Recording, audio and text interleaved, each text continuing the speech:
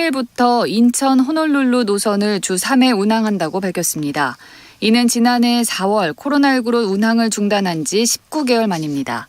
대한항공은 백신 접종률이 올라가며 하와이 방문 내국인 관광객이 최근 월 1,000명 수준으로 올라가자 운항을 재개하기로 했다고 밝혔습니다. 정부가 최근 값이 크게 오른 달걀과 액화 천연가스의 할당 관세를 낮추고 할당 관세 부과 기간도 연장할 것으로 보입니다. 기획재정부 관계자는 산업통상자원부와 농림축산식품부 등 관계부처가 내년 90여 개 품목의 할당 관세를 인하하거나 기간을 연장해달라고 요청했다고 밝혔습니다. 할당 관세는 일정 기간을 정해 수입 물품의 관세율을 일시적으로 낮추거나 높이는 제도입니다. 일본 구마모토현 아소산이 분화했습니다. 일본 기상청은 오늘 오전 11시 43분 아소산에서 분화가 발생해 분화 규모 등을 조사하고 있다고 밝혔습니다. 이번 분화로 경계경보 3단계가 발령된 가운데 인명피해 등은 아직 확인되지 않았다고 NHK는 전했습니다. 서방이 이란 핵합의 복원 협상에 분주한 가운데 국제원자력기구 IAEA 수장이 조만간 이란 방문에 나선다고 블룸버그 통신이 보도했습니다. 라파엘 그로시 IAEA 사무총장은 현지 시간 19일 며칠 안에 테헤란으로 돌아가길 바란다며 이란 고위 지도자들과 만나 핵사찰을 둘러싼 이견에 대해 논의하길 희망한다고 말했습니다. 오늘 코스피는 0.53%, 15.91포인트 내린 3013.13의 거래를 마쳤습니다. 코스닥 지수는 3.73포인트, 0.37% 내린 1001.62로 마감했습니다. 원달러 환율은 4.5원 내린 1174.2원으로 거래를 마쳤습니다. 오늘의 주요 스포츠 소식 하무림 기자가 전해드립니다. 장애인 스포츠계의 대축제인 제41회 전국 장애인체전이 오늘 개막해 엿새간의 열전에 돌입했습니다. 경북에서 열리는 이번 장애인체전은 28개 종목에서 5천여 명의 선수가 참가합니다. 이번 장애인체전은 코로나19 확산 방지를 위해 개폐막식 등의 행사가 취소됐으며 모든 경기는 무관중으로 치러집니다. 학교폭력 논란에 휩싸였던 여자 배구 선수 이다영의 그리스 리그 데뷔가 임박했습니다. 그리스 테살로니키에 입단한 이다영은 내일 새벽 올림피아 코스전에서 데뷔전을 치를 전망입니다. 이다영의 쌍둥이 언니이자 테살로니키에 함께 입단한 이재영의 출전 여부는 불투명합니다. 프로축구 울산과 포항이 조금 전 아시아 챔피언스리그 4강전에서 격돌했습니다. 이번 경기의 승자는 다음 달 열리는 아시아 챔피언스리그 결승전에 진출합니다. KBS 뉴스 하무림입니다. 오늘은 전국이 대체로 맑겠습니다. 내일도 전국이 대체로 맑겠지만 경남권 동부와 경북 남부 동해안에는 오후에 비가 내리겠습니다. 내일 아침 기온은 서울이 5도 등 전국이 0도에서 12도로 오늘과 비슷하겠습니다. 특히 경기 북부와 강원 내륙 산지는 영하로 떨어지는 곳도 있겠습니다. KBS 1라디오 저녁종합뉴스 아나운서 이각경, 남현중이었습니다.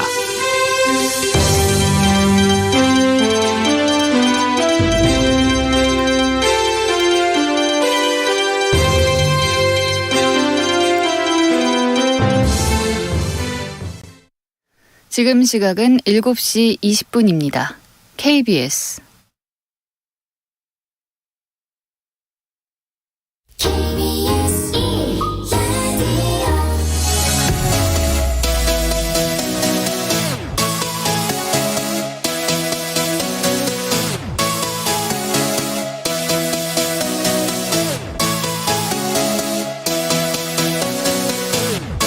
KBS 열린 토론.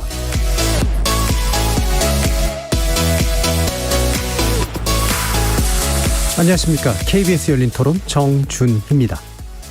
집도 살 수 없는 환경이니까 다 뭐 주식이나 연끌을 해서 주식이나 코인 이런 거에 투자를 해야지 좀 기대할 수 있는 부가 있기 때문에 그런 환경적인 요인 때문에 가계부채가 늘어났다고 생각합니다. 주식시장 최근에 좀 무너지면서 타격을 받았던 사람들도 있고 일반 정말 개인 투자자분들이 그런 직격탄을 맞거나 못 견디면 현금성 자산이 없는 그런 상황까지 가지 않을까. 대출에 대한 아직도 안 좋은 이미지를 가지고 있기 때문에 연끌을 하지 않는데 주변에 그런 모습을 보면 좀 많이 안타깝죠. 근데 집값이 값이 워낙 뛰니까 그게 또 맞는 방법인가 싶기도 하고 근데 사실 그게 맞는 방법은 아니잖아요. 근데 어쨌든 너무 이렇게 풀어주는 거가 많이 있어서 어떻게든 규제는 좀 있어야 되지 않겠냐. 규제가 되면 누구든 희생될 수밖에 없는 거지. 그렇다고 모두를 다 혜택을 줄 수는 없는 거니까. 결혼하는 친구들도 많이 갑갑해하고 일반 가계대출도 지금 더 어려워진 상태인데 제 금융권까지 생각을 하는 사람들도 많죠. 지금 코로나 때문에 안 그래도 자영업하는 친구들은 돈이 안 벌리고 그런 대출로 좀 어떻게든 생계를 이어가야 되는데 그것마저 막아버리면은 사실 벼랑 끝을 내몰이는 수밖에 없는 그런 것 같아요.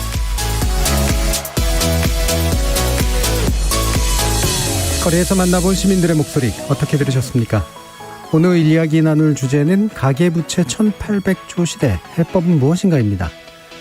상급 456억 원을 타겠다며 456명이 목숨을 걸고 펼치는 생존 게임은 한국 사회가 품고 있는 잔혹한 현실을 반영하고 있다.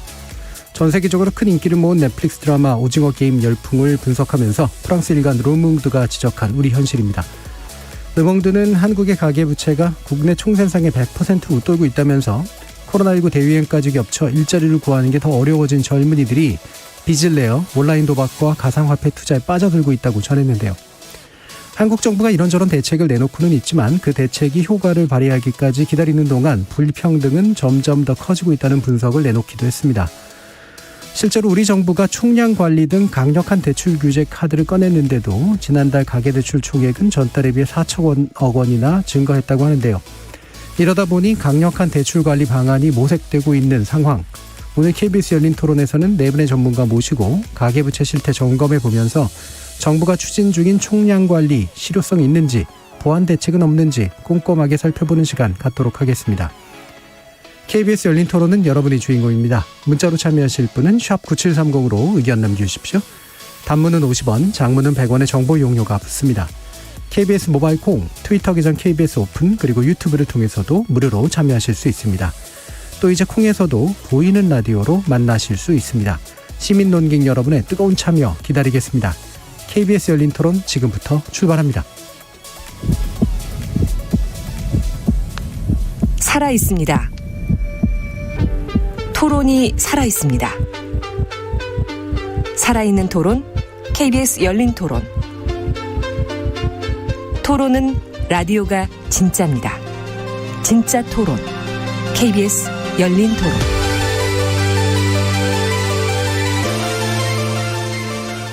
오늘 함께해 주실 네 분의 전문가 소개해드리겠습니다. 먼저 참여연대 경제금융센터 실행위원이시죠. 권호연 변호사 나오셨습니다. 네, 안녕하십니까. 그리고 김태기 단국대 경제학과 교수 함께하셨습니다. 네, 안녕하십니까. 서지용 상명대 경영학부 교수 자리하셨습니다. 예, 안녕하세요. 그리고 조영무 LG경제연구원 연구위원 나오셨습니다. 네, 안녕하십니까. 자, 이미 이제 앞에서 말씀드린 것처럼 올 1분기 GDP 대비 가계부채 비율 105%로 나타나네요. 가계부채 상황에 대해서 굉장히 여러 가지 우려의 목소들이 있었는데 실제로 이게 우리 경제 향후 뇌관이 될 수 있을 정도로 좀 심각하다라고 하는 평가들이 있습니다. 이 부분에 대한 의견 어떠하신지 네 분께 간단히 좀 듣고 구체적인 쟁점 돌아보도록 하겠습니다. 먼저 권 변호사님 말씀 주실까요? 네, 뭐 더 말할 필요도 없이 매우 심각합니다. 매년 뭐 한 3년, 4년 연속 최고치를 경신하고 있고요. GDP 대비 민간 신용, 뭐 가처분 소득 대비 부채 비율 모두 심각합니다. OECD 국가들 중에서도 가장 높은 수준이라고 볼 수 있고요. 이 가처분 이렇게 가계부채가 많으면 내수 소비를 줄이게 하고 또 금리가 아주 조금만 올라도 경제 전체적으로 매우 취약해지는 문제가 발생하게 됩니다. 예, 거의 모든 지표에서 이제 아주 안 좋게 평가를 할 수밖에 없다라는 말씀이세요. 네. 김태기 교수님 말씀 들어보죠. 우리나라의 이제 가계부채는 사실 전 세계적으로 GDP 대비 비율로 보면 제일 높은 이런 나라죠. 그러니까 지금 내년도 경제 성장률이 그렇게 썩 밝지가 않습니다. 그 이야기는 국민들 소득이 별로 이렇게 높지 못하다는 거고 반면에 내년도에는 지금 뭐 인플레이션들이 많이 나오죠. 당연히 이제 금리도 좀 따라 올라가게 될 거고. 이야기는 뭘까요? 그냥 소득은 안 올라가는데 물가나 막 올라가서 쓸 돈이 없는 거예요. 그러니까 문제는 부채는 잔뜩 쌓여 있고. 사실은 지금 이러한 문제들 경우가 자칫하게 되면 이 관리를 잘못하게 되면 아까 앵커 말씀하신 대로 이게 이제 경제의 어떤 뇌관이 될 수 있다. 그리고 특히 아까 르몽드에서 말한 대로 이게 굉장히 양극화가 되어 있습니다. 그러니까 소득이 예를 들어 가지고 다 같이 이렇게 나빠지는 게 아니고 어떤 사람은 오히려 막 소득이 올라가고요. 어떤 사람은 뚝 떨어지니까 또 이 금융에 예를 들어 가지고 이렇게 접근성도 너무나 차이가 나니까 이런 문제들은 충분히 어떤 경제의 내관이 될 수 있다. 이렇게 보고 있습니다. 충분히 내관이고 특히 양극화 문제 상당히 심각하다라는 말씀이십니다. 서지영 교수님 어떠십니까? 예, 가계부채가 이제 수치상으로 보면 계속 증가세가 급속하게 늘어나고 있는 거죠. 그러니까 가계부채의 절대적인 총량이 늘어난다는 거는 이제 경기가 안 좋은 상황에서 이제 가계가 얼마나 그걸 이제 감당할 수 있는지 그런 측면에서 우려가 되고요. 이제 글로벌 그 국가들 특히 선진국 대비해서 GDP 대비 이제 가계부채 비중으로 많이 평가를 하는데 해당 지표만 보더라도 미국은 한 80, 일본은 한 65% 정도밖에 안 되는데 우리나라는 지금 앵커께서 말씀하신 바와 같이 105% 정도 되거든요. 그러니까 일단 GDP 수준보다 가계부채가 많다는 거는 상당히 좀 심각한 상황은 맞습니다. 그런데 이제 최근의 문제는 경기가 안 좋은 상황에서 이 부동산가의 급등에 따른 이제 뭐 전세자금 대출이라든가 소위 말해서 실수요 대출이 늘어나는데 갑자기 대출 총량제가 시행되면서 자칫 우려되는 거는 그 연착륙이 아닌 경착륙의 우려가 좀 사실 걱정되는 거고요. 우리나라의 가계부채 문제가 어제 오는 문제는 아닌데 이거를 좀 슬기롭게 해결해서 가계에 미치는 충격을 최소화하면서 점진적으로 줄여가는 노력도 좀 필요하지 않나 생각됩니다. 네, 알겠습니다. 조영무 의원님 말씀도 들어보죠.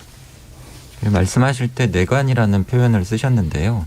내관은 폭탄에서 비롯된 말이니까 그런 면에서 보면은 저 개인적으로는 우선 빌린 돈들이 어디다가 쓰였는가를 봐야 될 텐데 앞서 인트로에서도 말씀을 하신 것처럼 빌린 돈으로 뭐 가상화폐라든가 주식이라든가 이렇게 가격 변동성이 큰 자산에 투자를 한 경우라고 한다면 해당 자산의 가격이 크게 급락할 경우에 그 계층을 중심으로 해서 어려움을 겪을 가능성은 높다라고는 보고 있습니다. 하지만 아마 오늘 많이 이 토론 중에서 이야기가 될 것 같은데 굉장히 큰 금액이고 많은 분들이 대출을 받아서 산 주택 가격 같은 경우에는 과거에 우리가 경험했던 것처럼 주택 가격이 급락하면서 그것과 관련된 담보 가치가 하락을 하고 관련된 대출이 부실화되면서 금융기관들의 자본 건전성이 악화되고 그것이 금융시장 전체의 시스템 리스크로 발전할 가능성이 저 개인적으로는 그렇게 크게 높다라고 보고는 있지 않습니다. 왜냐하면 그러한 경험을 했었던 일본과 달리 우리는 주택 가격이 상승하는 과정에서 LTV, DTI뿐만이 아니라 뭐 DSR이라든가 새로운 대출 규제책들이 계속해서 시행이 되었기 때문에 한마디로 과거에 우리가 경험했었던 것과 같은 그렇게 펑 하고 터지는 식의 부채 리스크가 크다고 보이지는 않고 반면에 경제의 규모라든가 가계의 소득 대비 부채의 규모가 크게 늘어났고 이렇게 늘어난 부채를 탕감해 주거나 그러한 식의 인위적인 조치들이 없다라고 한다면 가계가 아주 오랜 기간에 걸쳐서 힘들게 갚아야 되기 때문에 그 과정에서 코로나가 지나갔는데도 불구하고 이상하게 소비가 살아나지 않는다. 경기가 제대로 회복되지 않는다와 같이 우리가 펑하고 터지는 식의 위기는 아니지만 모르는 사이에 경제가 짓눌리는 듯한 그러한 식의 새로운 유형의 리스크로 다가올 가능성은 크다고 보고 있습니다. 그러니까 대출이 이제 들어간 돈이 주택과 같은 좀 담보가 괜찮은 그 가치가 괜찮은 그런 것들이고 그래서 그 측면에서 위험은 그렇게 크지 않은데 가계가 지출할 수 있는 소비 여력들이 굉장히 지속적으로 저하되어 있는 상태이기 때문에 생길 수 있는 위험에 대해서는 분명히 주목할 필요가 있다. 이런 언급이시네요. 저는 약간씩 이제 뭐 평가는 조금씩은 다르시긴 합니다만 이 부채를 그럼 어떻게 볼 것인가 결국 양적인 측면하고 질적인 측면으로 좀 나눠봐야 될 것 같은데요. 일단 양은 확실하게 이제 늘고 있고 총량도 늘어나고 있고 속도도 빠르고 이제 이런 상태인 거는 맞는 것 같습니다. 상황이 어떤지 그리고 왜 이런 상황이 이제 정책이 있었음에도 불구하고 나서고 있는지 한번 말씀을 들어보죠. 권 변호사님 일단 이 부분 좀 말씀 주실까요? 네, 방금 위원님께서 말씀해 주신 내용과 뭐 많이 겹칠 것 같습니다. 질 자체가 우선 말씀해 주신 않은 내용으로 보면 이제 한국은행에서 작년 말에 국회에 제출한 자료를 보면 이 취약처주나 중소자영업자의 생계형 대출 이런 것들이 상당 비중 늘었고요. 나아가서 이제 가상화폐나 또 주식 변동성이 높은 뭐 주식 이런 쪽에 이른바 영끌 투자를 하는 비중이 상당히 늘어났기 때문에 질적인 측면에서도 악화되었다라고 평가할 수 있겠습니다. 예. 근데 이제 영끌이라고 부를 때는 대체로 이제 부동산하고 좀 연관이 돼 있는데 이게 이제 두 가지 차원이 동시에 겹치는 것 같아요. 하나는 갚을 여력에 비해서 굉장히 많이 빌리고 있다라고 하는 거랑 그다음에 이제 그것이 이제 어디를 대상으로 하는 이제 그런 이제 모험성 투자냐 뭐 그렇지 않느냐 뭐 이런 문제하고 좀 겹치는 것 같은데 그런 부분에 대한 서지원 교수님 말씀 한번 좀 들어볼까요? 예, 그러니까 우리가 가계부채에 대한 정의를 좀 잘 해야 될 것 같아요. 그러니까 일반적으로 지금 가계대출은 한 1,700조 정도 된다고 얘기를 하고요. 예. 가계부채가 1,800조인데 어떤 내용이 들어가냐 그러면 판매 신용과 같은 이런 그 가계 신용과 관련 직접 돈을 빌리는 거 아닌 그런 보통 판매 신용이라고 하는데요. 우리 신용카드로 물건 사게 되면은 이제 추후에 갚잖아요. 그런 것까지 포함한 게 이제 가계부채가 1,800조고 1,700조가 사실 이제 순수하게 은행 금융기관 돈 빌리는 건데 그게 이제 증가 속도가 빠르다는 거죠. 근데 그럼 이제 9월만 보더라도 지금 6조 5천억 정도가 이제 속도가 늘어났는데 전달 대비에 비해 보더라도 4천억 정도 늘어났다는 거고 그 중에서 내용 보면 주택담보대출이 5조 7천억 정도를 차지하니까 늘어난 부분의 한 87% 정도가 주택담보대출과 관련이 있다는 거죠. 그 안에는 이제 전세자금 대출이 한 2조 5천 정도, 그러니까 반 이상이 이제 주택담보대출의 전세대출이라고 봐야 되는 거예요. 그렇다 그러면 사실은 제2금융권 같은 경우 저축은행은 이제 주택담보대출을 거의 취급하지 않기 때문에 제1금융권의 문제거든요. 근데 제1금융권 같은 경우는 그동안에 DSR 40%를 꾸준히 적용을 해왔기 때문에 어느 정도 안전장치는 있습니다. 근데 이제 정부가 걱정하는 거는 뭐냐면 증가 속도예요. 그러니까 가계부채가 많은 거는 뭐 어제 오늘 얘기가 아닌데 그게 왜 최근에 7월부터 해가지고 급등하고 있느냐 요 문제거든요. 이제 제가 생각할 때는 이거는 이제 제 생각이긴 한데 대출 총량제와 무관치 않은 것 같습니다. 그러니까 부동산 가격이 오르니까 그럼 대출을 많이 받는 거냐? 대출을 많이 받아서 부동산 가격이 오른 거냐? 사실 그 문제에 대해서는 논란이 많은데 어찌 됐든 지금 정부가 가계 총량제를 규제함에도 불구하고 왜 더 늘어나느냐? 가수요 때문에 그런 것 같아요. 실제로 지금 앞으로 내년에는 이제 4%로 더 타이트하게 총량 규제를 한다고 하니 올해 아니면은 이제 대출 못 받겠구나. 지금 계절적으로 이사 가시는 분들 같은 경우도 미리 받아놔야겠다. 내년 염두에 두고 계신 분들도 지금 당장 받지 않으면 못 받겠다 이런 우려가 있는 것 같고요. 두 번째는 지금 금리가 또 오른다고 얘기를 하고 있기 때문에 우리나라 전체적으로 가계대출에 지금 70% 정도가 변동금리예요. 그러니까 앞으로 금리 오르기 전에 빨리 빌려야겠다. 뭐 그런 어떤 생각들을 다 갖고 계신 것 같아요. 그래서 그런 것들이 이제 늘어나는 거죠. 그러니까 실제로 또 더 내용을 참 보게 되면 총량제를 하게 되면 이제 어느 순간부터 이제 대출 시장은 사실 수요자 시장이었는데 최근에 이제 공급자 시장으로 바뀌는 양상을 보이고 있습니다. 그러니까 문턱이 높아진 거죠. 그러니까 금리도 더 오히려 우대금리도 낮추고 그다음에 저시중 차주에 대해서 고려할 필요도 없고 받을 수 있는 사람만 받아라. 이런 생각들을 갖고 있는 것 같아요. 그래서 어쨌든 지금 총량이 늘어나는 거는 대출 총량제, 부동산 가격 상승, 가수요 이런 것들이 맞물리면서 늘어나는 게 아닌가 저는 생각됩니다. 네. 실제 그 트렌드까지 이제 분석을 해주셨는데 이제 오늘 얘기를 나누다 보면 전문 용어가 많이 등장을 이제 하게 되겠죠. DSR이라는 표현은 이제 방금 써주셨는데 이제 총부채 원리금 상환 비율이라고 얘기하는 이게 이제 전체 이제 부동산 담보대출과 기타 대출의 원리금을 다 합쳐가지고 그게 소득 대비를 얼마 비율을 차지하느냐 일단 이런 게 가장 강력한 아마 기준으로 알고 있는데. DTI나 LTV 같은 이제 담보 대출의 가치 대비 비율이라든가 또는 이제 이자 플러스 부동산 원리금에 대한 상환 비율이라든가 이렇게 약간씩 좀 단계들이 다른데 아마 이따가 뒤에서 DSR이라는 기준을 어떻게 적용하는가 아마 이 부분 가지고 아마 얘기는 하게 될 것 같고요.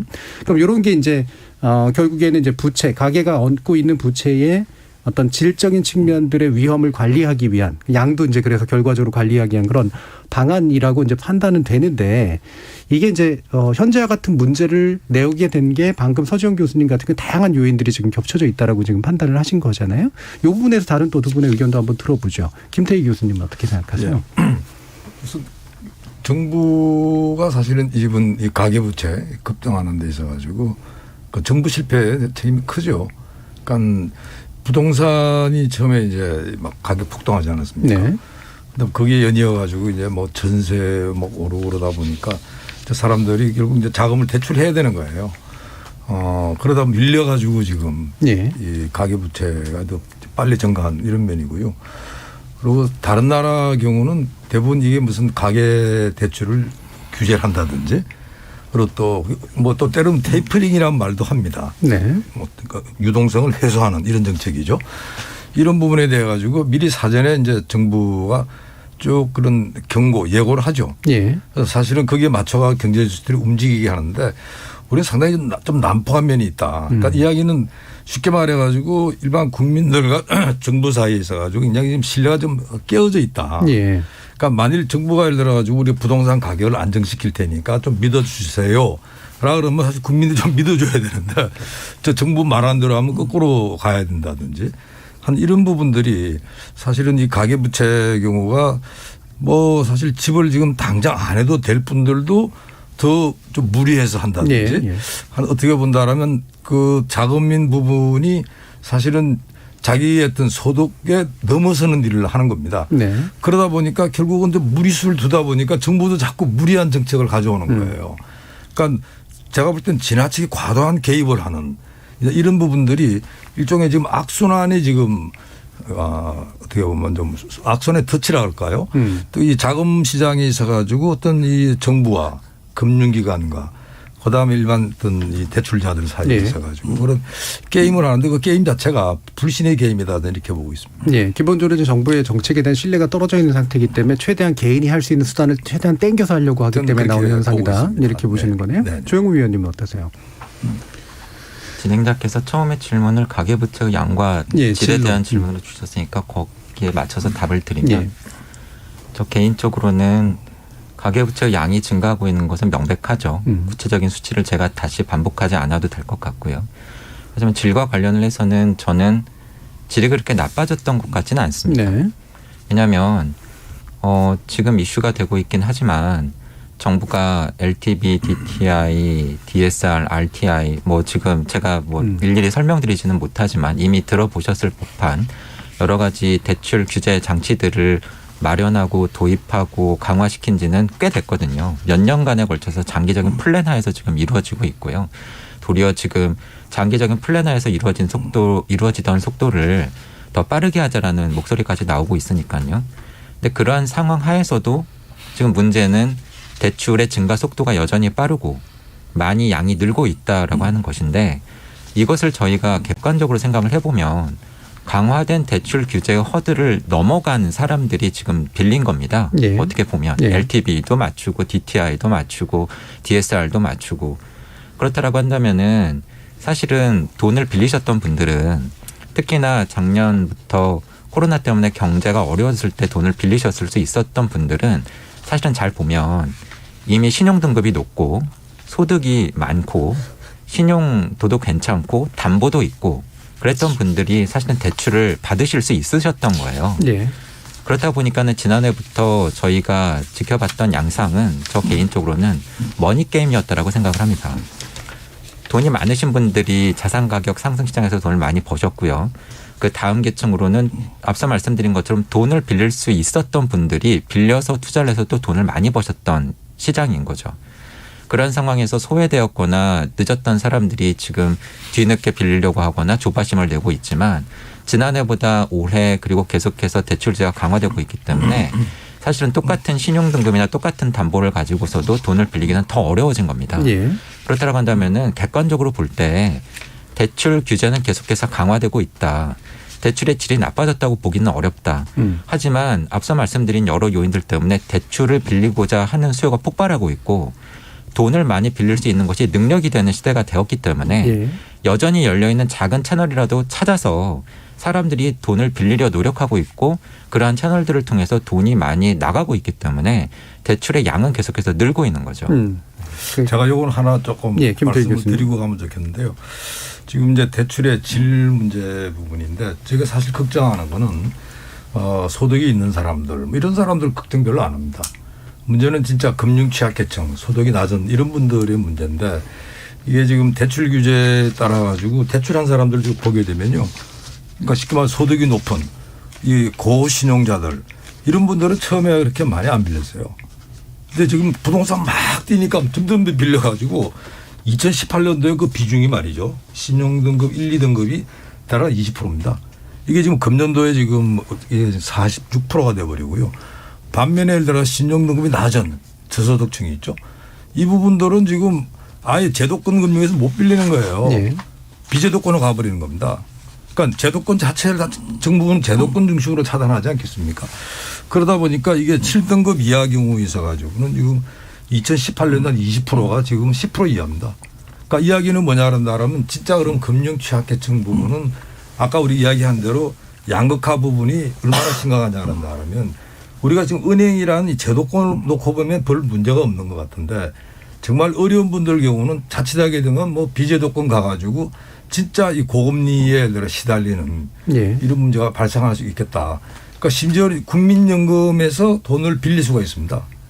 그 국민연금에 이제 긴급자금 빌릴 수가 있는데 그 긴급자금 빌리는 돈이 지금 어마어마하게 늘어나고 있거든요.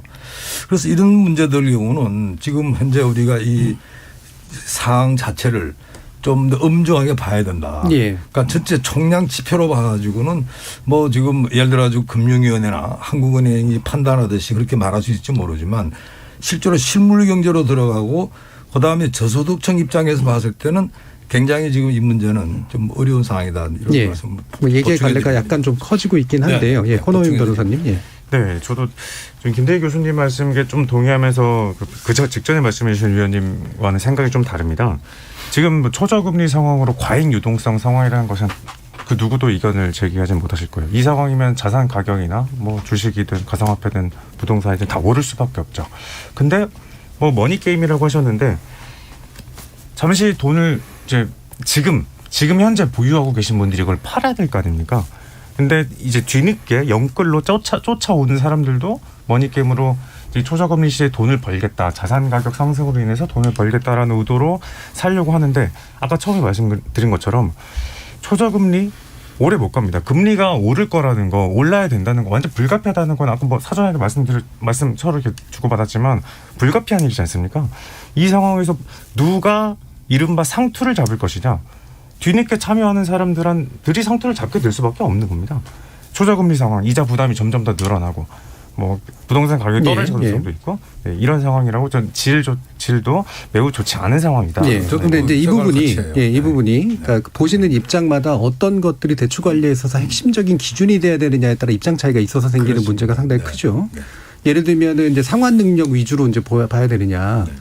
아니면은 이제 뭐 예를 들면 부채 총량 아까 이제 소비에 관련한 어떤 언급 같은 것도 해주셨고 그다음에 부실 대출이라든가 이런 식의 부분들 상환 능력하고 연관된 이게 어느 정도 퍼센트일지로 이제 유지를 해야 되느냐 이게 기준들이 좀씩 다르시잖아요. 그러면서 또 이제 아까 과도한 개입 김태희 교수님 얘기한 것 같은 경우에는 돈을 뭐 취약계층들이 이제 돈을 빌려고 하면 돈이 없는 건 어떻게 해야 되느냐 또 이런 문제도 되고 또 권호원 변호사님 얘기는 이분들이 나중에 금리 올라가지고 이제 막 거지되는 상황이 오면 이거를 미리 관리해 줬어야 되느냐 이 문제도 있는데 이게 한꺼번에 단일한 기준으로 관리될 수 있는 게 아닌 것 같거든요. 이 부분에 대해서 나름대로 어떤 게 대출 관리에 있어서 정부의 원칙과 기준이 돼야 된다고 보시는지 한번 의견을 여쭤볼게요. 서 교수님부터 한번 예, 해주시죠. 일단 아까 좀 양과 질에 대해서 좀 나빠졌다 그 얘기 잠깐 드리면 우리가 좀 구분해서 봐야 될 필요가 있어요. 그러니까 지금 그 질이 나빠졌다고 얘기하시는 분의 근거는 뭐냐면 가처분 소득 대비 그 가계부채의 비중이 175%다. 전년 동기 대비 아니면 전년 말 대비 뭐 10% 이상 늘어났다. 이런 얘기를 해서 근거를 하거든요. 그러니까 소득 기준으로 보게 되면 당연히 이제 갚내 능력이 적어졌으니까 부실해졌다. 이렇게 볼 수 있는데 실제로 은행들이 평가하는 그 대출의 위험도는 다릅니다. 왜 그러냐면 그 주택담보대출 같은 경우는 주택이라는 담보가 있고요. 그다음에 또 전세대출이라는 것도 기본적으로 전세자금에 대한 그 중액분에 대해서 대출해 준다 그러면 문제가 안 되잖아요. 그러면 그 신용대출이 사실은 문제인 거거든요. 그러니까 은행들이 실제로 이제 BIS 비율이랑 자기자본 비율을 계산할 때 위험 가중자산 대출한 차주의 신용도 곱하기 대출 가능 금액 그걸 곱해서 위험 가중 자산이라고 하고 분자가 이제 자기자본이 들어가서 백분율로 BIS 자기자본 비율이 뭐 지금 바젤 3에서 10.5%로 맞추라는 거예요. 그러니까 쉽게 얘기하면은 은행들 같은 경우 뭐 2조 4천 정도의 대출을 하기 위해서는 뭐 한 2,500 정도의 자본금 확충하고 있어라 이런 얘기거든요. 그러니까 실제로 은행 입장에서는 오히려 주택담보대출이나 이런 담보가 있는 대출이 위험 가중치가 상당히 낮아요. 안전한 대출이라고 생각하는 거예요. 그렇겠죠. 그러니까 실제로 우리 글로벌 금융위기 이후에도 오히려 그 전까지만 해도 마진이 큰 중소기업 대출 위험도가 높은 거를 대출해줘가지고 이익을 많이 내다가 오히려 그게 글로벌 금융위기 때 이제 부실화되면서 이제는 안전한 대출 위주로 영업을 해야겠다 해서 주택담보대출 위주로 이제 전환을 하기 위해서 지금까지 부채가 쭉 늘어왔던 겁니다. 근데 정부 입장에서는 어느 날 갑자기 그 담보 위주로 하던 대출 관행을 소득 위주로 이제 바꾸겠다 이렇게 들고 나오거든요. 신용 대출이 많이 늘었기 때문에 사실 그런 얘기를 하고 있는 거예요. 근데 정부가 간과해서는 안 될 거는 담보가 있다는 거죠. 우리나라 그 특히 외국의 그 모 기준하고 틀린 거 우리나라 주택담보대출은 담보가액 기준으로 해서 뭐 한 80% 정도 대출해주기 때문에 상대적으로 그 질이 그렇게 나쁘지 않다 이렇게 보고요. 두 번째 지금 예를 들어서 지금 총량제 이후에 늘어난 대출의 질을 보면 전 나쁘지 않다고 봐요. 왜 그러냐면 오히려 우량차주들 대상으로 대출해줬기 때문에 그 이제 소위 말해서 은행에서 그 위험 지표로 보는 게 NPL 레이시오, 그 소위 말해서 그 고증 이하 여신, 그러니까 3개월 연체 이상이 되는 대출 비중이 전체 대출에서 몇 퍼센트 차지하냐 이걸 보는 거거든요. 그 질이 이렇게 나쁘지 않습니다. 그러니까 그 측면 일단 질은 제가 볼 때 문제될 건 아닌 것 같고요. 그러면 정부가 총량제를 지금 시행하는 근거는 뭐냐? 대출 속도가 빠르다. 주택담보대출이 많이 늘어났다. 이 얘기를 하고 있거든요. 그러면 쉽게 얘기해서 제가 공식적으로 정부의 의견을 들어본 건 아니지만 판단 이렇게 하고 있는 것 같습니다. 대출의 위험도를 걱정하는 것보다는 주택 가격을 좀 억제하려고 해서 대출 총량제 하는 거 아니냐. 저는 이렇게 생각이 목적이 들거든요. 다른 거죠. 목적이 틀린 거죠. 그러니까 정부가 생각하는 목적과 우리 차주들이 생각하는 그 어떤 개념하고 완전히 차이가 있는 거예요. 거기서부터 문제 해결이 되지 않으면 계속 차주들은 막 갑자기 이렇게 중량 규제를 해서 실수요자들 피해 주느냐. 정부는 위험하다. 여기서부터 출발하는 거거든요. 그러니까 그 갭이 상당히 큰 것 같습니다. 그러니까 이게 이제 부동산 얘기할 때도 자주 나오던 건데 부동산 가격 관리의 방법 중에 하나가 대출 규제는 있긴 있지만 원래 대출 규제의 순수한 목적은 부실하지 않은 대출의 규모들을 이제 관리하는 그거를 이제 목적으로 삼는데 그래서 소득 대비로 이제 한다라고 얘기할 때도 그걸로 이해가 가는데 부동산 가치뿐만이 아니라 그런데 이제 최근에 나오는 이런 총량 규제 방식은 사실은 부동산을 잡기 위한 방법이기 때문에 돈을 빌리고자 하는 사람들의 요구와는 이제 안 맞아떨어지는 이런 상황들이 생긴다는 거잖아요. 이 부분에 대해서 약간씩은 의견이 좀 다르실 수는 있을 것 같은데 일단 목표나 지향에 대해서 또 평가를 해 주시죠. 그 조영무 위원님 한번 말씀 들어보죠. 양과 질에 대해서 좀 보충 설명을 드릴까 했었는데 서 교수님께서 너무 설명을 잘해 주셔서 제가 더 말씀을 드릴 필요는 없을 것 같고 지금 말씀하신 목표치와 관련을 해서 사실 지금 저희가 맞닥뜨리게 된 일종의 대출 총량 관리라던가 또는 대출 증가율을 뭐 그게 5%가 되었든 6%가 되었든 특정한 비율로 맞추는 것은 사실은 굉장히 강력한 규제책입니다. 특히나 대출 총량과 관련을 해서는 가계부채 관리의 가장 효과적인 방법이 뭐냐는 질문을 많이 받게 되는데요. 사실은 안 빌려주면 됩니다. 돈이 풀리는 창구에 해당되는 금융기관에서 안 빌려주면 가계부채 증가율은 제로가 되겠죠. 사실 하려면 할 수 있는 거고 그렇게 되지 않을까 뭐 그런 조짐이 있는 게 아닌가 하는 우려가 있었던 거죠. 근데 저희가 생각을 해봐야 되는 것은 모든 장치가 그런 것처럼 사실은 장치나 제도는 정교하고 세밀해야 되는 거죠. 그러니까 이 말씀을 왜 드리냐면 그래 대출 총량은 더 이상 늘어나면 안 돼라던가 가계부채는 지난해 대비 이제 5 내지 6%만 늘어나야 돼라는 기준을 세울 때 그러한 단일화된 기준이 적절한가를 반드시 생각을 해봐야 됩니다. 왜냐하면 5% 6%가 늘어난다고 하더라도 앞서 서 교수님께서도 말씀을 하셨지만 그게 취약차주 중심으로 늘어나고 있나 아니면 담보가 있는 대출 중심으로 늘어나고 있나 신용대출 위주로 늘어나고 있나 은행권 위주인가 비은행권 위주인가 이러한 것들을 따져봐야 되는 거죠. 동시에 상황에 따라서 그러한 기준이 적절치 않을 수도 있는 거죠. 가령 지난해 우리가 경험한 것처럼 코로나 상황을 맞아서 많은 분들의 소득이 끊기고 일자리를 잃게 되는 상황이 되면 가만히 둘 수는 없기 때문에 금융지원책이 나가게 되고 그렇게 되면은 다른 요인이 없다고 하더라도 가계부채는 빠르게 늘어나게 되는 거죠. 결국은 경제 상황이 어떠한가 어떠한 양상으로 가계부채가 늘어나고 있는가를 고려해서 그것이 양이 되었건 증가율이 되었건 목표치는 사실은 합리적으로 조정될 필요가 있는 거고 비슷한 예를 들어드린다라고 한다면은 법정 최고율이라는 게 있죠. 그것이 사실은 법률에서 뭐 10몇 프로, 20몇 프로 이런 식으로 나와 있는데 사실은 저는 그런 수치를 볼 때마다 우리 경제 성장률이 떨어지고 물가 상승률이 변하고 그렇다고 한다면 경제 성장률이나 물가 상승률에 따라서 금리 수준도 달라져야 맞는데 법에서 특정한 수준을 명시적으로 정해놓으면 저건 굉장히 불합리하거나 위험할 수 있다는 거죠. 결국은 가계부채 관리와 관련된 목표치도 그러면서 좀 더 정치할 필요가 있지 않나고 생각을 해봅니다. 예, 그 형식적 정치함에 대해서는 뭐 대부분이 동의하실 테고요. 그럼 좀 더 짧게 조영미 위원님 보시기엔 그래서 정부의 관리, 대출 관리의 어떤 지향, 목표는 뭐가 돼야 된다고 생각하세요? 저는 특정한 증가율 수치나 또는 규모가 되어서는 안 된다고 생각하고요. 결국은 어떤 문제를 우리 경제가 지금 직면하고 있는가. 그 위기를 관리하기 위해서는 적절한 가계부채 증가세가 어느 정도가 되어야 되는가. 결국은 리스크에 대한 그 판단이 선행돼야 된다라고 생각을 하고 그런 면에서 맨 처음에 말씀을 드렸던 것처럼 우리 경제가 직면하고 있는 부채 리스크가 뭐 자산 가격 급락 리스크인지 아니면 특정 계층의 부실화 리스크인지 금융기관들의 부실화 리스크인지 이러한 것들에 따라서 그 접근 방법이 달라야 되겠죠. 예, 그 위험은 뭐라고 생각하세요? 그러면? 제가 생각하는 위험.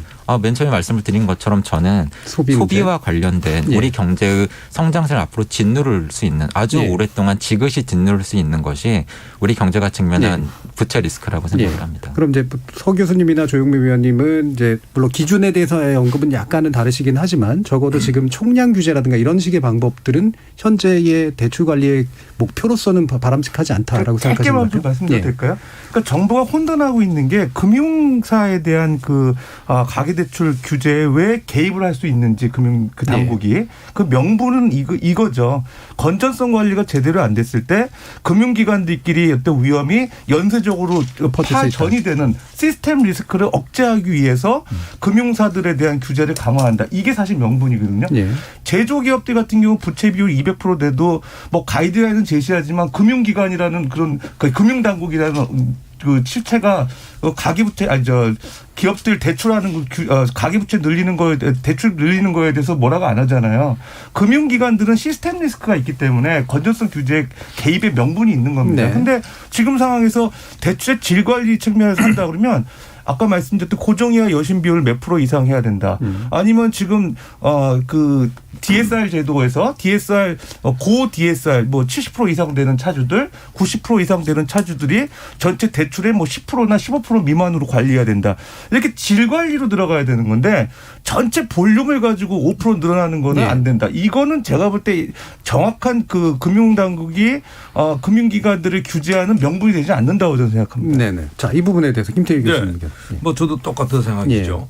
사실은 정부가 뭐 총량 규제한다 그러면서 목표치 하고 이런 부분들은 사실 제가 볼 때는 이게 제 숫자 노름이다 이거는.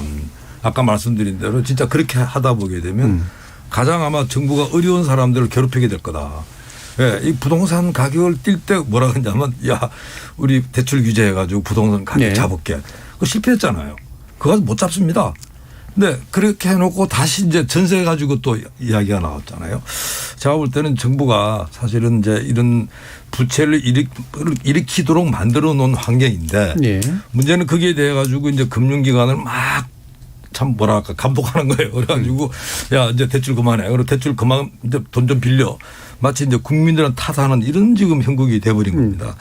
근데 사실 지금 정부가 예를 들어가지고 이게 뭐 4%로 뭐 억제하고 하는 거 아니 가계부채 줄이는 거에 대해서는 당연히 줄여야죠.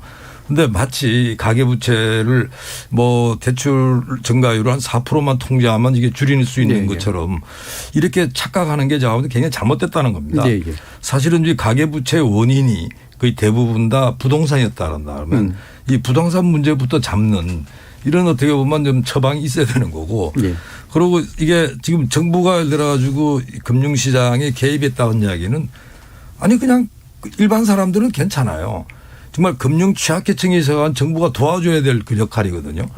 그걸 정부가 목표로 삼아야지 뭐 진짜 총량 관리하면서 이렇게 하다 보게 되면 아마 은행은 제가 볼 때 그거 가리지 않을 겁니다. 그러니까 쉽게 말해서 정부가 지침 준 대로 그냥 갖다 밀어붙일 건데요.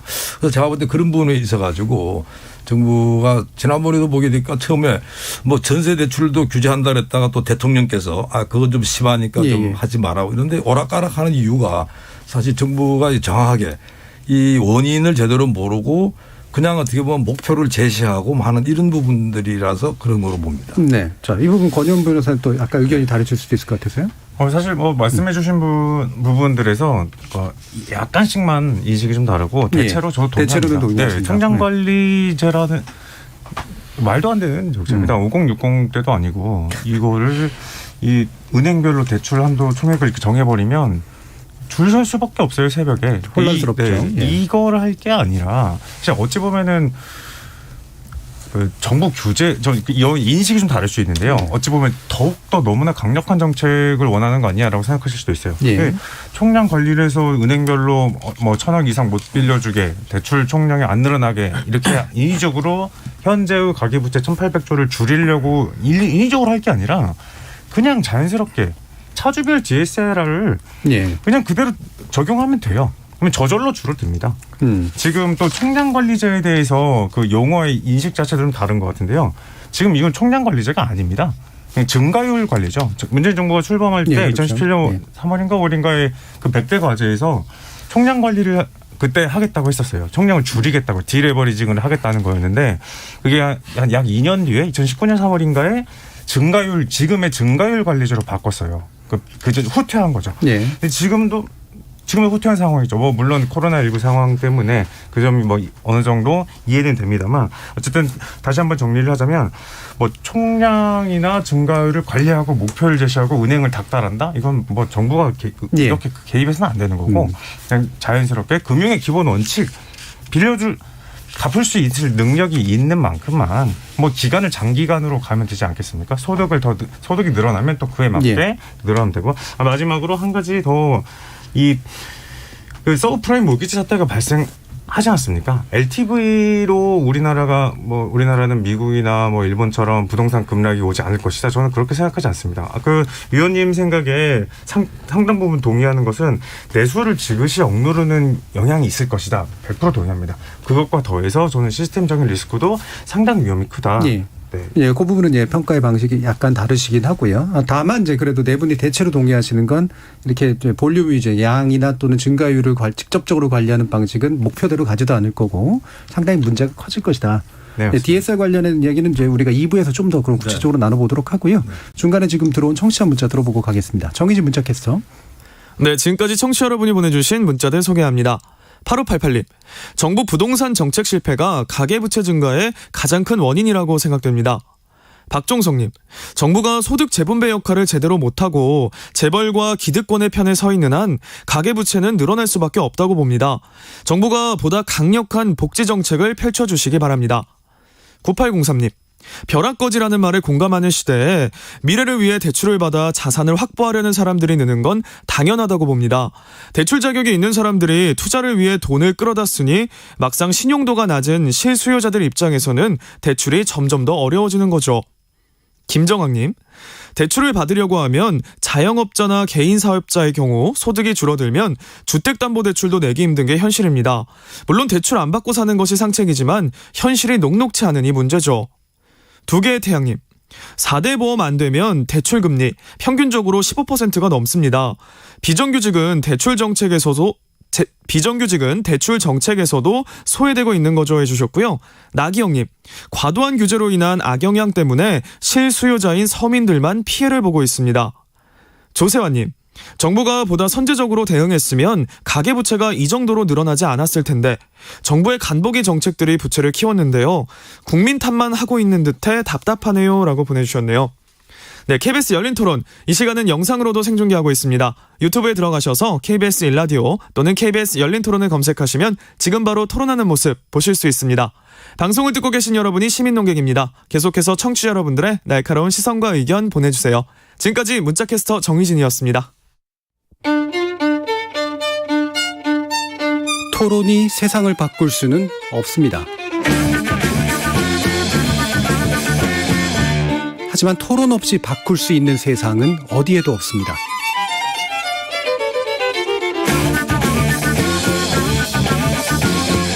세상의 선한 변화를 갈망하는 당신. 정답이 아니라 질문의 힘을 믿는 당신. 우리 KBS 열린 토론에서 만납시다.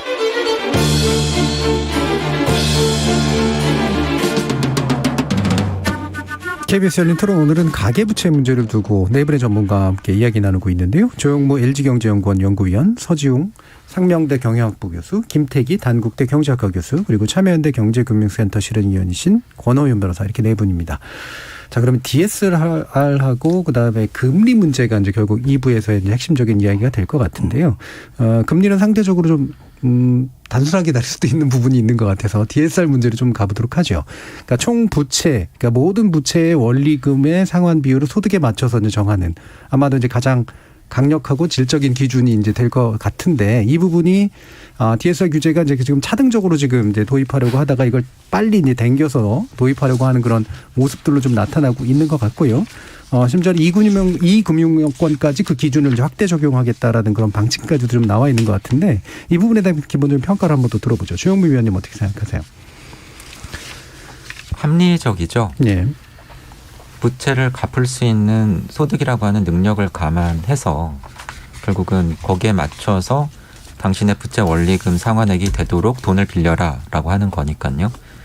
그런데 앞서 제가 말씀을 드릴 때 이러한 식의 대출 규제가 계속해서 강화되어져 왔고 그 허들을 넘으신 분들이 돈을 빌렸다라고 말씀을 드렸는데, 사실은 이런 부분을 생각을 해볼 수가 있는 거죠.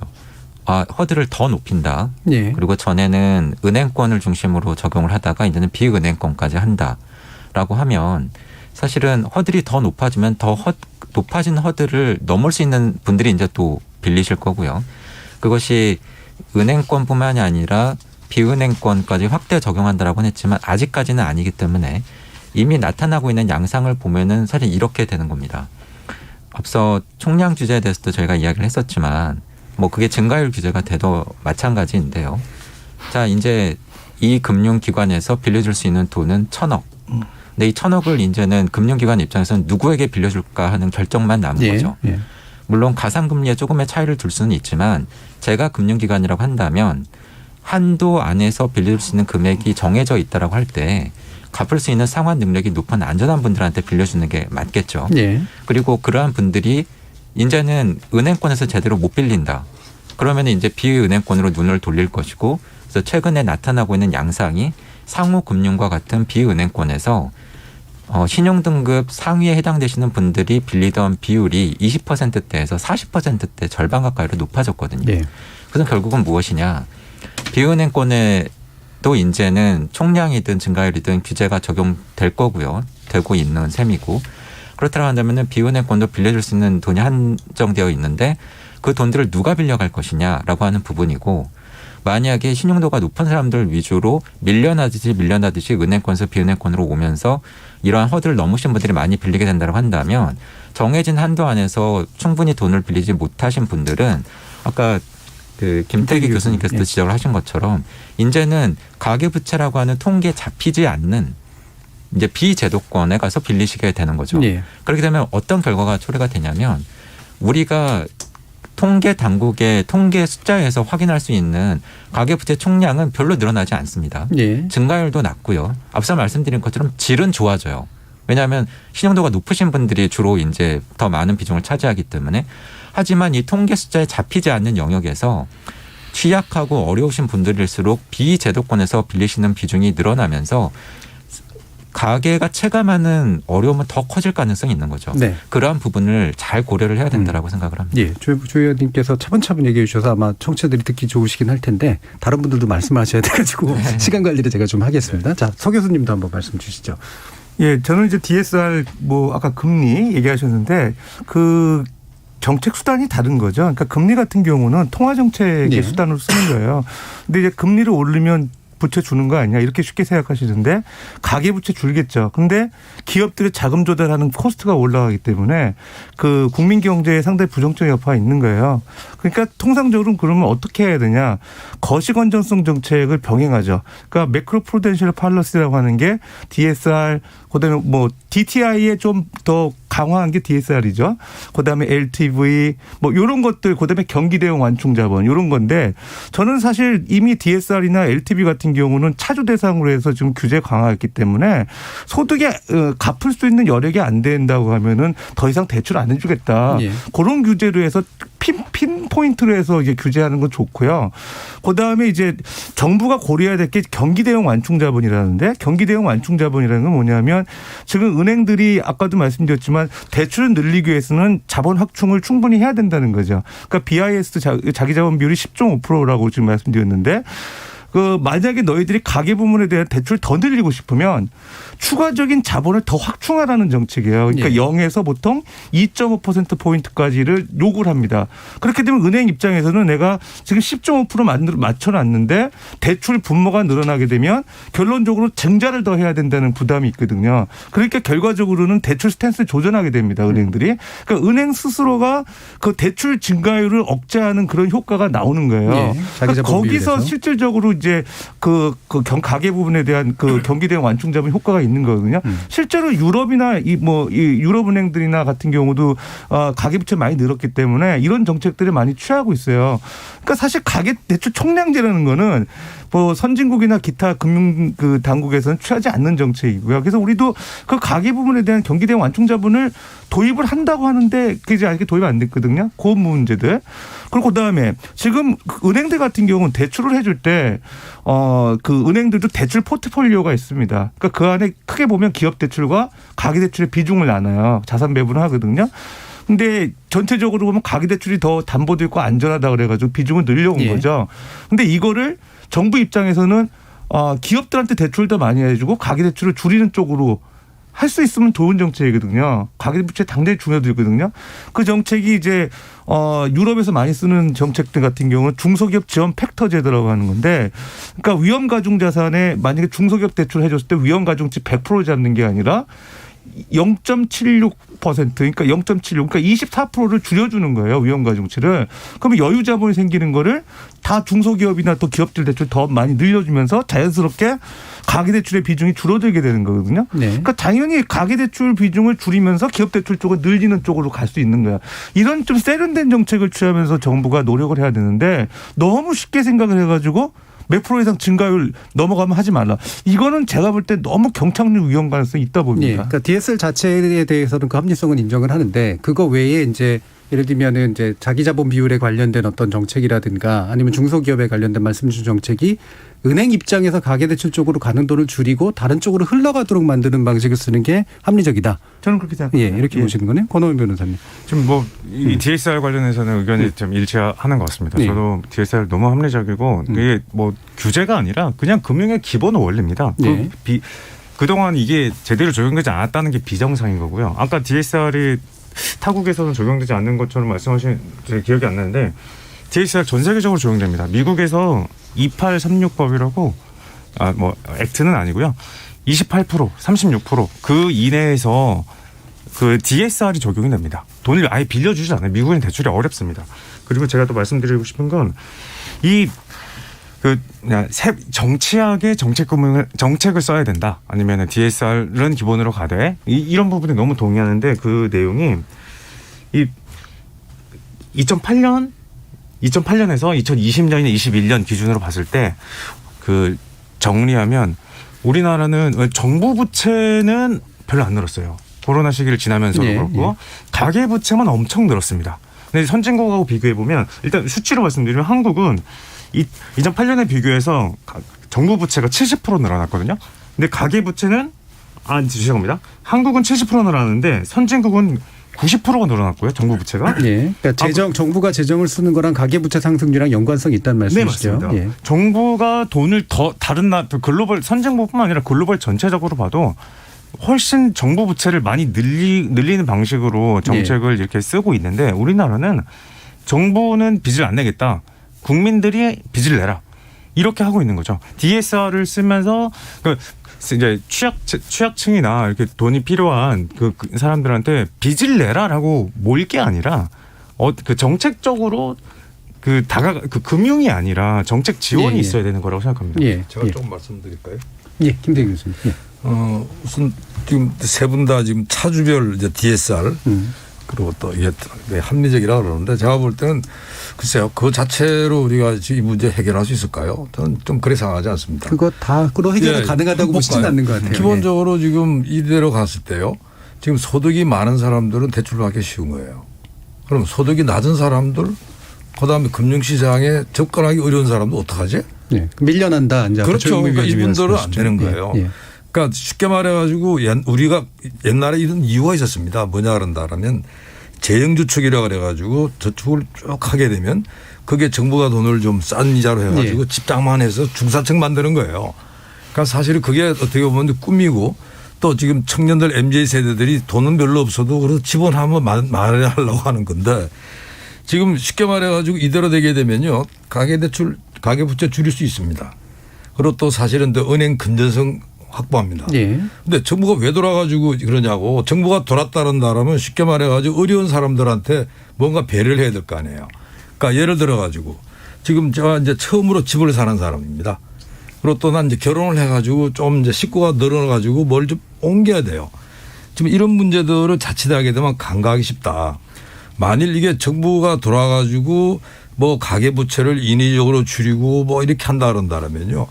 이게 걸맞게 쉽게 말해가지고 이제 신용이라고 하는 거를 우리가 이제 어떻게 보면 할당하는 이런 형식이란 말이죠. 시장이 완전히 맡기는 게 아니지 않습니까? 그럼 여기에 대한 배려가 있어야지 그냥 무턱대고 다 이렇게 하는 것도 사실은 오히려 금융 취약계층이나 소득 취약층들한테는 더 어려움이 가중될 수 있다 하는 그런 말씀드립니다. 그러니까 DSR의 합리성에 대해서는 전반적으로 인정은 하시는데 이제 거기서 그렇죠. 얘기될 수 있는 여러 가지 이제 부가적 효과들에 관련된 문제들은 또 지적을 해 주시고 그래서 제가 계세요. 지금 차주별 대해서 다 박수를 치시는데 그래서 박수만 칠 문제가 아니고 이 문제는 훨씬 더 사실은 이 금융 취약계층을 어떻게 배려할 거냐 문제는 가야 된다. 그리고 과거에 우리가 그만한 이유가 있었다는 거예요. 쉽게 말해가지고 이게 정말 소득은 별로 없었지만 미래를 보고 따박따박 저축하는 사람한테 집장만 하기 쉽게 해주고 대출을 많이 해줬던 그만한 이유가 있었다는 거를 잊지 마라 하는 이런 말씀드립니다. 권호연 변호사님은 이 부분을 이제 재정 정책을 써서 좀 이렇게 메꿔주는 것이 좀 필요하다라고 보시는 거고 서지훈 교수님 같은 경우에는 사실 대출의 흐름을 조절해 주는 것이 더 맞다라고 보시는 건데 결과적으로 보면 이제 흐름을 조절하더라도 그러면 이제 나는 빌리고 싶은데 어떻게든 빌리고 싶은데 빌려야 하는 사람들을 어떻게 할 것인가의 문제로 일단 가긴 가는 것 같거든요. 조영미 의원님은 이 부분 어떻게 판단하세요? 빌리려고 하면은 지금 나타나고 있는 양상처럼 어떻게든 구멍을 찾아낼 겁니다. 모든 구멍을 다 막으면 앞서 말씀드린 것처럼 대출 증가세는 제로가 되겠지만 모든 구멍, 모든 채널을 다 막는다라고 하는 것은 한마디로 무차별적인 정책이죠. 긴급 생계 자금이건 집을 사는 수요건 투기적인 수요건 가리지 않는다라고 하는 게 거기에 내포되어 있기 때문이고요. 그것은 굉장히 위험하고 커다란 부작용을 낳을 수 있기 때문에 매우 조심해야 되는 거라고 보고 그런 면에서 보면은 지금 이루어지고 있는 이러한 정책의 기반에는 앞서 말씀드린 것처럼 가계부채 리스크에 대해서 여러 가지로 엇갈린 판단들이 이루어지고 있는데 개인적으로는 급등하고 있는 주택가격 그리고 자산시장 가격에 대한 불안감이 깔려 있다고 생각을 하고 있고요.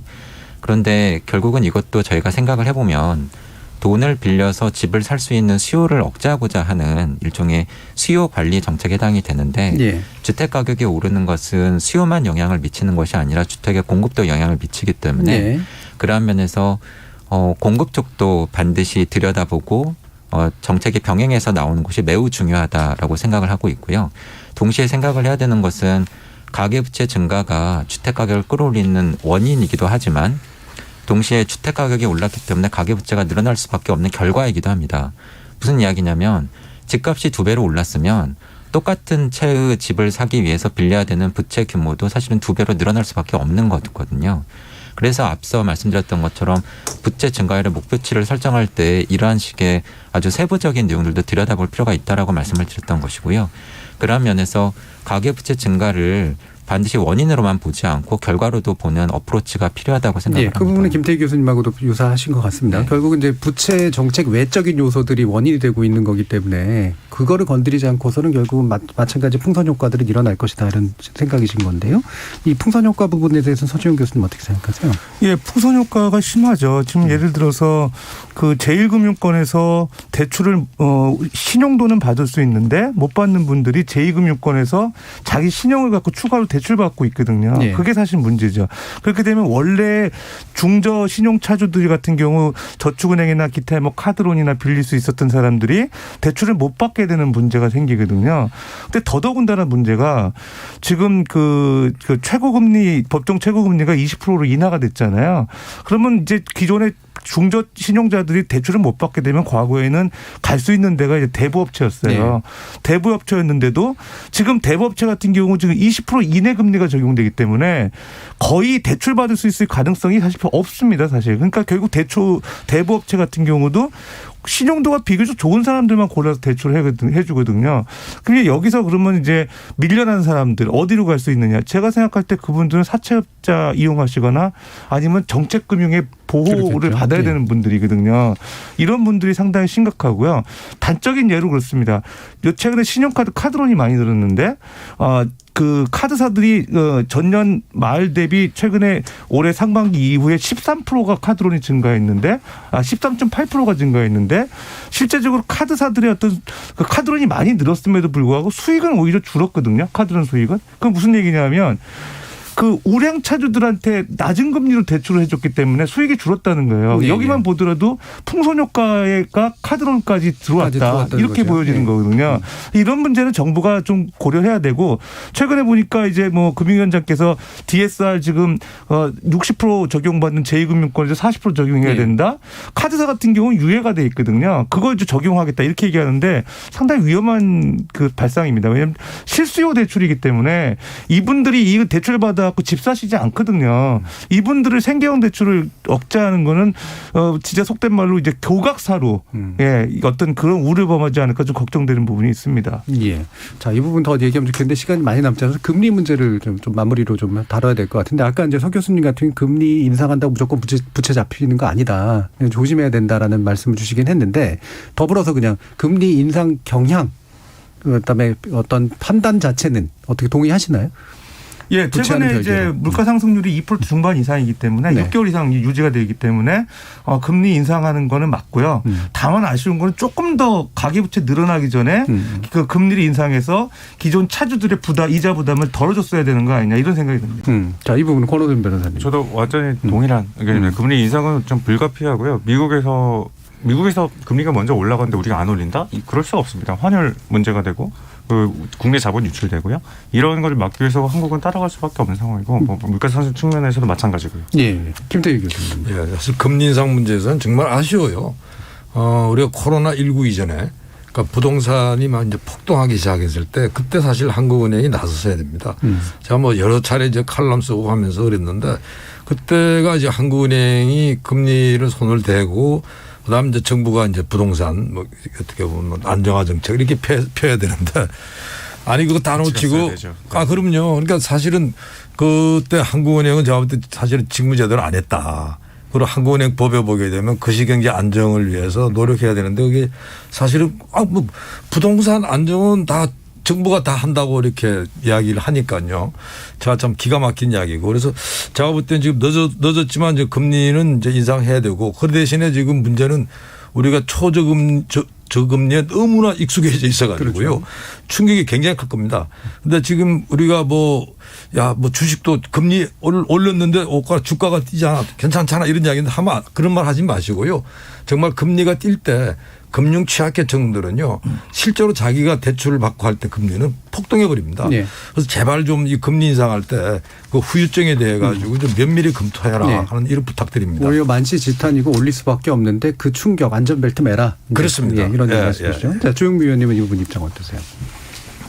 물가 우려도 있지만 금융 불규정 유증이라는 표현을 하면서 한은이 금리를 올렸었기 때문에 사실은 자산시장 움직임에 대해서 굉장히 큰 비중을 두고 금리 인상이 이루어지고 있다고 보고 있는데 자산시장에 영향을 미치기 위해서는 금리가 상당히 많이 올라야 될 거라고 생각하고 있고요. 예. 그런데 실제로는 올해 한국은행이 추가 금리를 할 가능성은 여전히 남아있지만 그럼에도 불구하고 내년 이후에 우리 경기 흐름 같은 것에 대한 저의 이런 전망에 근거를 해보면 생각보다 그렇게 금리를 많이 올리기는 쉽지 않아 보입니다. 그래서 아무래도 자산시장에 영향을 미치는 경로나 그 영향의 정도로 볼 때는 금리보다는 대출 규제의 영향이 훨씬 더 크리라고 판단하고 있습니다. 예. 알겠습니다. 자, 금리 부분 가지고 더 많이 얘기하지는 않고요. 오히려 이제 마무리 쪽으로 좀 가는 게 좋을 것 같은데 아까 한국은행 얘기도 해주셨어요, 김태희 교수님께서. 법상으로는 이제 거시경제 안정성을 도모해야 된다라고 돼 있지만 실질적으로 한국은행이 할 수 있는 일이 있느냐라고 하는 얘기를 하니까 국민위원회에게만 맡겨져 있는 현재 체제를 좀 바꾸는 뭔가 한국은행에 더 많은 책임을 주고 더 많은 어떤 권한을 주는 것이 좀 필요하지 않나라는 의견도 좀 있어서 전반적으로 이런 거버넌스 구조를 좀 바꾸는 거나 정책을 바꾸기 위한 어떤 이른바 컨트롤 타워의 문제, 거시경제 안정성을 누가 어떤 식으로 보장할 것이냐의 문제에 대해서 의견을 주시면서 혹시 또 못다한 말씀 있으시면 마무리 발언을 듣도록 하겠습니다. 자, 김태희 교수님부터 한번 들어보죠. 뭐 우리나라 한국은행이 지금 뭐 미국의 연방준비은행이나 독일의 뭐 연방은행만큼 안 된다 하더라도 우리도 충분히 다 할 수 있습니다.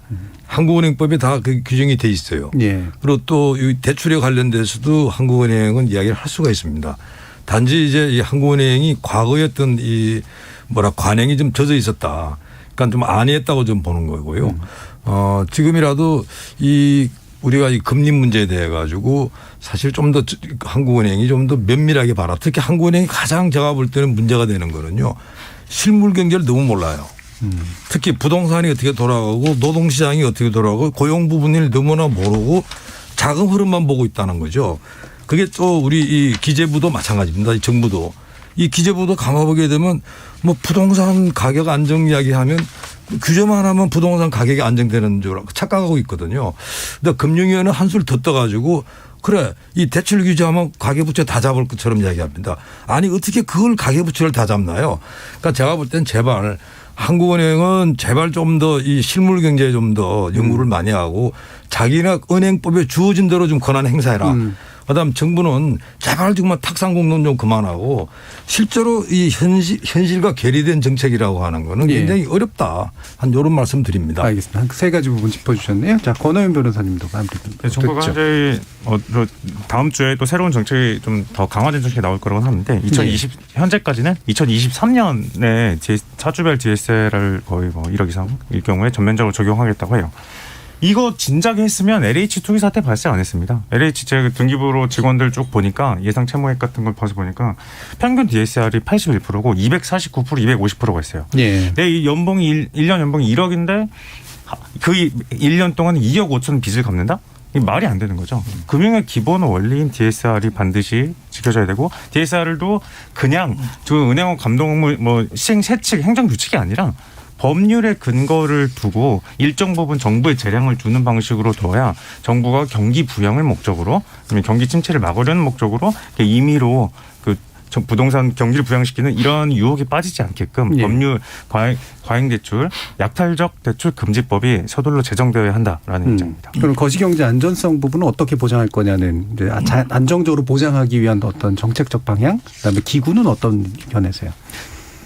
컨트롤 타워 이런 거 말씀하시는 건가요? 사실 컨트롤 타워까지 사실 김 교수님께서 말씀해 주신 대로 한국은행과 정부와 뭐 금융위원회와 이게 좀 안 맞는 부분들이 좀 있어서 컨트롤 타워가 있어야 되지 않을까라고 생각은 하고 있지만 제가 뭐 내부 사정까지 전부 다 아는 것 전문가도 아니고 구체적인 대안까지는 아니겠는데 적어도 맞습니다. 조율이 필요한 어떤 기구는 필요한 것 같다. 근데 아까 이제 김태희 교수님은 굳이 뭐 새로운 걸 만들기보다 한국은행이 현재 법으로도 충분히 할 수 있다. 한국 독립기구로 자기 역할을 잘하면 됩니다. 예. 자, 서지훈 교수님 보면 저는 컨트롤 타워 필요하다고 봅니다. 왜냐하면 2014년도 IMF가 흥미있는 제안을 했어요.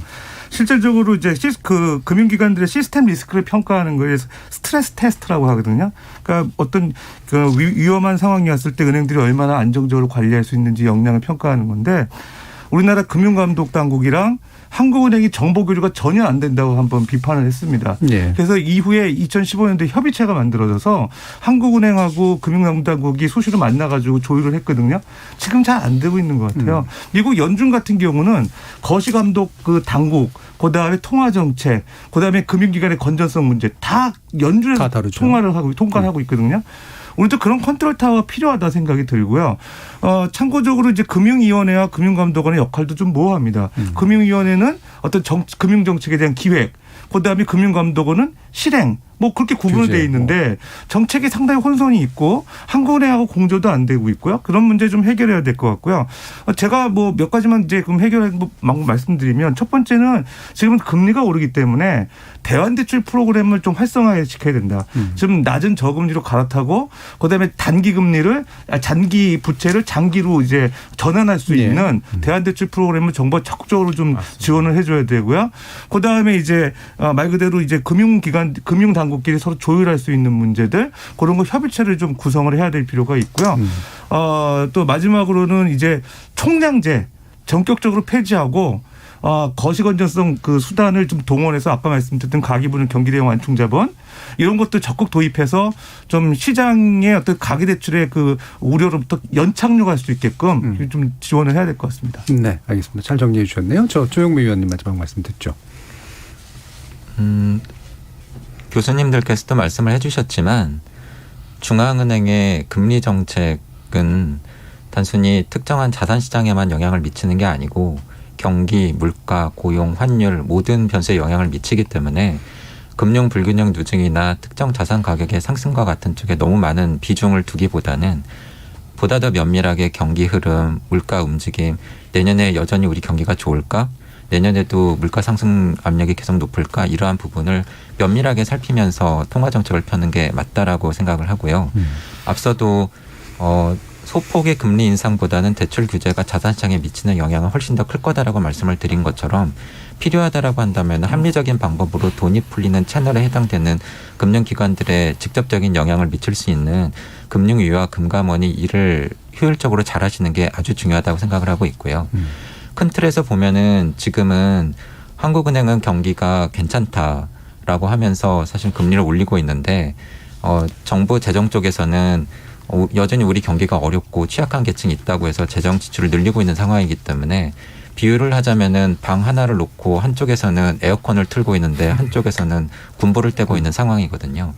사실은 소중한 재정 지출 역량이건 금리 역량이건 소중한 정책 역량이 비효율적으로 쓰일 가능성이 있기 때문에 정책 조합 측면에서 그리고 정책 역량의 효율성 측면에서 좀 보다 더 잘 조율이 이루어질 필요가 있지 않나 하고 생각을 하고 있습니다. 네, 알겠습니다. 자, 오늘 가계부채 문제를 놓고 네 분의 전문가와 함께 KBS 열린 토론 진행해 봤는데요.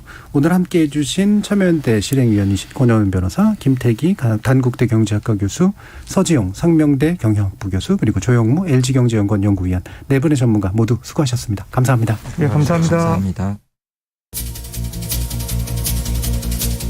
저축은 많을수록 좋고 빚은 적을수록 좋다는 게 전통적인 우리 가계의 태도였지만 현대 자본주의는 돈을 효과적으로 융통하는 일을 중요시하게 했고 이른바 부채를 일으켜서 자산으로 활용하는 금융적 사고방식을 일반 가계에도 필수적인 상식으로 만들었습니다.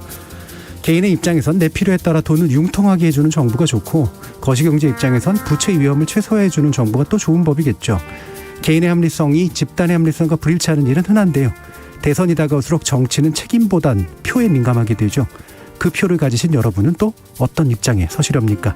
지금까지 KBS 열린 토론 정준이었습니다.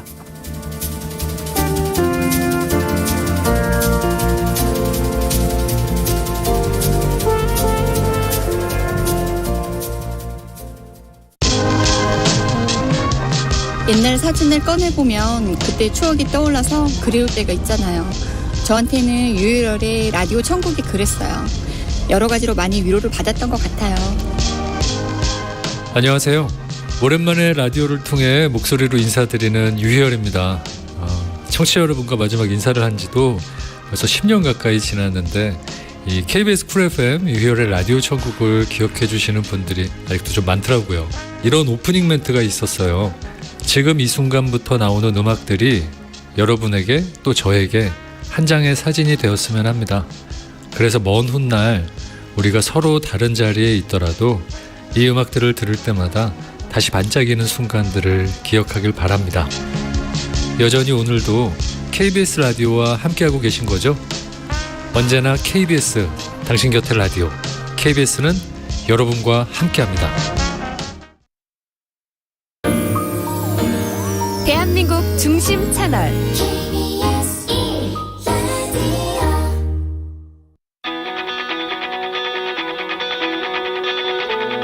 박태원의 스포츠.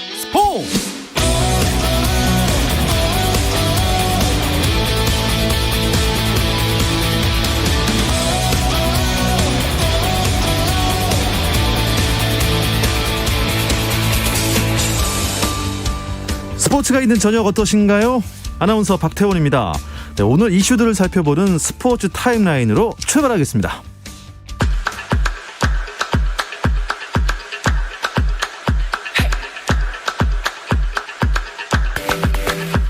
네, 프로야구 공동 5위 간의 대결이 펼쳐지고 있습니다. 벼랑 끝 대결입니다.